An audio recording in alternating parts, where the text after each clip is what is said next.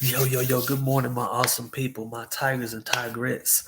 So, a lot of people been wondering, I know the nation definitely have seen Jackson State and what they've been able to do in year two. Think about it. Think about how hard that is. Before Coach Prime got there, I think they had a losing record. They let the other coach go. He comes along his first year, he's 5-3.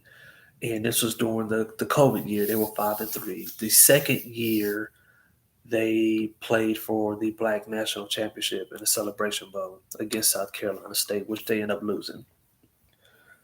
Now you look at to this year. Now they're undefeated. Think about that. In year three, they're undefeated. And if you probably don't even. Some people don't say that's 3 years. It's technically just 2 years because the COVID year was like they started in. I believe it was a spring.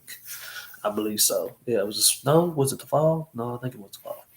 And then that following fall, that's when they went to the Celebration Bowl. So it's not even. It's really a 1 year. It's really technically his second year, and they're dominating. And how do you do that? Recruiting.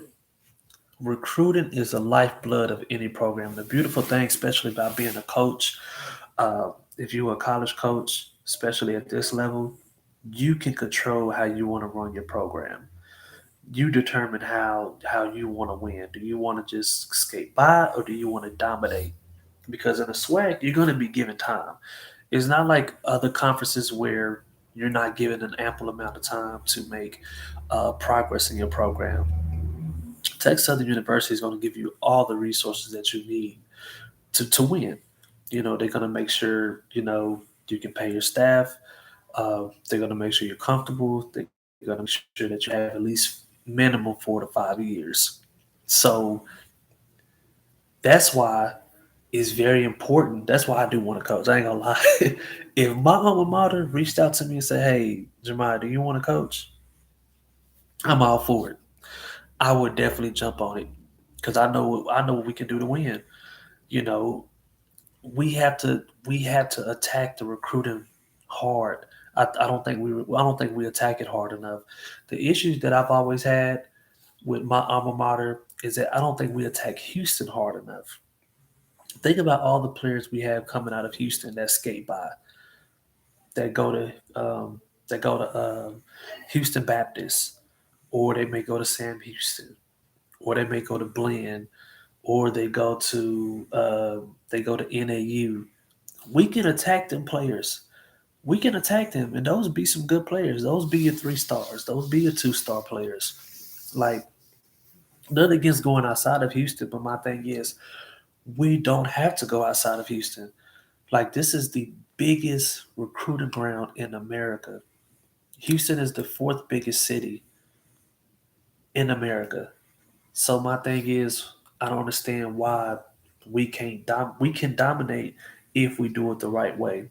The first thing we have to do is stay in Houston. The marketing dollars already is hard to come by. The budget is already hard to come by. You make it much tougher when you're going outside.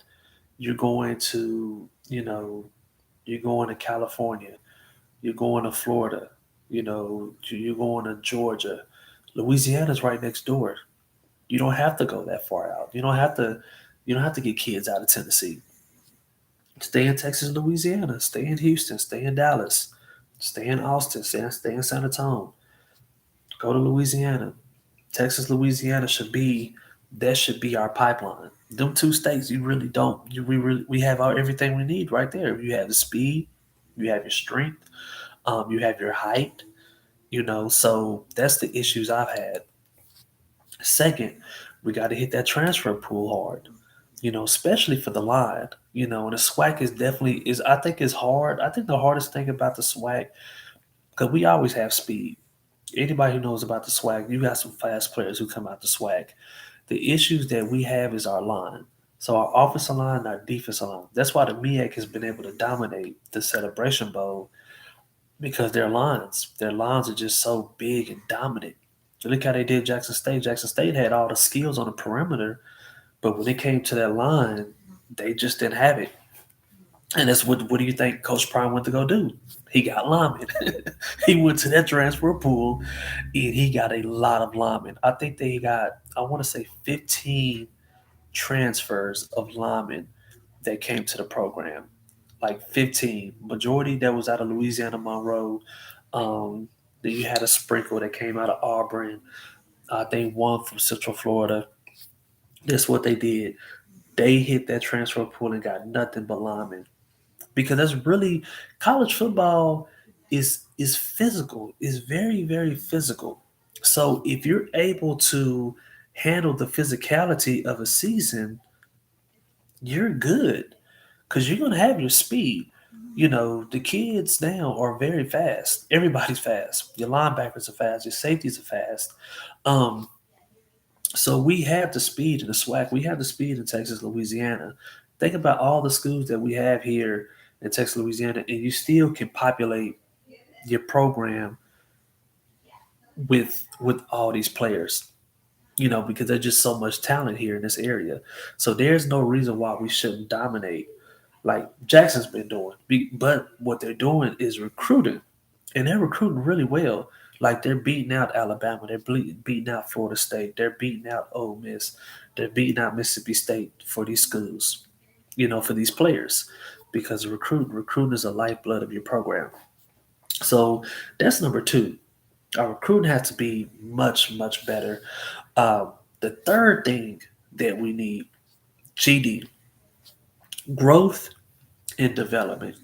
Those are very huge. When a kid get on your campus, they have to look like an athlete. They have to play like an athlete. You know, you can't. It's just like you can't have a kid who come on your campus at 165 and when he graduates, he's 170. No, that kid on minimum needs to be at least 180, 185. He needs to pack on a lot of muscle and still maintain his speed. That's where growth and development come in. You have to target your player weak areas. You got to get them in a marriage with the weight room. You got to get them in a marriage with their practice football skills. Those are very important. Growth is from the weight room. Your development is from the practice field. You can't have one without the other. And so, I think those are the things that we've lacked um, in these years that we haven't had the proper element of growth and development. It's either be they grow but they don't develop, they develop but they don't grow. You know, so those kind of have to go hand in hand. Um, the Now the fourth thing that we have to continue to focus on, we have to get proper personnel package, and what I mean by that is if we know you know that we have small linemen. You know, I remember when I was at TSU, our biggest guy he about 6'4", 290. But then they had another outside linebacker. He's like 6'1", about 180. You know, and we're running a 4-3. Why we running a 4-3? Everybody know if you're gonna run a 4-3, your outside D ends, which is your 7 and your 8 technique, they gotta be minimum at least 250 to hold up. We don't have that type of weight. You know, you can attack that in the trend. Now, if you're going to run a 4-3, if you're going to run a 3-4, you need to have some big players. I mean, you need to have some size. You cannot run a 4-3 with guys who are less than 200 pounds. It's just not going to work because teams all they're going to do is just line up on you and just pound you to death. And that's what a lot of schools were doing. Because you look at our games in the first half, we would do really well, like really well. Like we're competing. The first half we competed. You know, football. The first half is about adrenaline. You know, you psyched for the game. You've been preparing all week. You've been hitting your own players. You've been in film sessions, and so now when it comes, Saturday or Friday night, you're ready. You know, you're not worried because you know you prepared really well. You've had a great practice, and you're ready for this team going to their stadium or them coming to your stadium. And the issues that we've had after the first half, Teams are blowing us out because they have the depth and they have the size, and what they do is just wears down, wears down, and that's how you do it. In third and fourth quarter, it just kind of it's more like who wants it more, who's going to have that size advantage, and we just never had the size advantage, and that just destroyed us and killed us. And so that's why you see a lot of our scores were lopsided. Teams beating us by 40 points, 50 points, 30 points, 20 points. Not because that they're that much better, is because their size, they just lean on us. You know, what you learn in school at an early age, like if you have a bigger player, he lean on you long enough, you'll start falling back. You can be as talented as you want, but you have a guy who's 320 and you're only about 180, 190. Yeah, you're talented, but this guy's just leaning on you the whole game, leaning on you, leaning on you, leaning on you. And after four quarters, you're gonna you're gonna burn out. you know, it just happens. You're gonna burn out, man. You're gonna get worn down. This big guy's all up on you the whole game, and you're like, dang, I can't get this dude off me. So that's what I mean by that. We need a different play style. We need something that's fitted to the players that we get on campus. We need something that's a little bit more faster, a little more that's more tweaked, a little, that's about movement, a lot of movement. Fast players like to move. When you fast, it's all about speed. You got to get people off of you because we're not going to kill people with our strength. It's going to be our speed. So that's something that we need to do. And number five, I think we just need to find the right coach. That's really it because we have like if you have a coach who's successful at TSU, they're going to have a plethora of opportunities to get sponsored.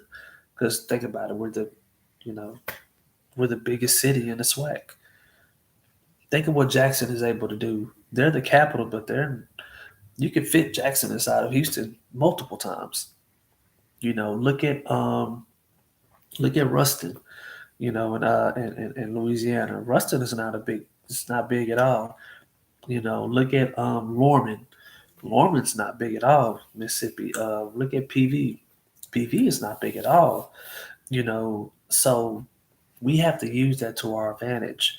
We have to be able to use what we have to make it a successful program.